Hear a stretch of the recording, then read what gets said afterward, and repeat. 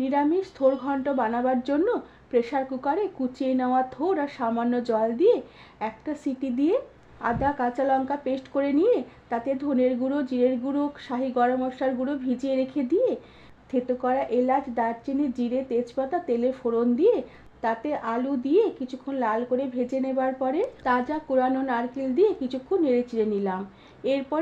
এরপর বাটা মশলা দিয়ে তাতে পরিমাণ মতো নুন আর হলুদ গুঁড়ো দিয়ে সাথে কয়েকটা চেরা কাঁচা লঙ্কা দিয়ে নেড়েচেড়ে মশলা কিছুক্ষণ কষিয়ে নেবার পরে সিদ্ধ করে রাখা থোর দিয়ে দিলাম। এরপর থোর কিছুক্ষণ মশলার সাথে নেড়েচেড়ে রান্না করার পরে সামান্য জল দিয়ে ঢাকা দিয়ে লো আঁচে 5 মিনিটের মতো রান্না হতে দিলাম।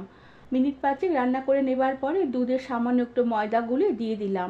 সাথে স্বাদের ব্যালেন্সের জন্য সামান্য একটু চিনি ছড়িয়ে বেশ ভালো করে নেড়েচেড়ে মাখা করে নিয়ে শেষে সামান্য একটু ঘি ছড়িয়ে দিয়ে ঢাকা দিয়ে গ্যাস বন্ধ করে দিলাম।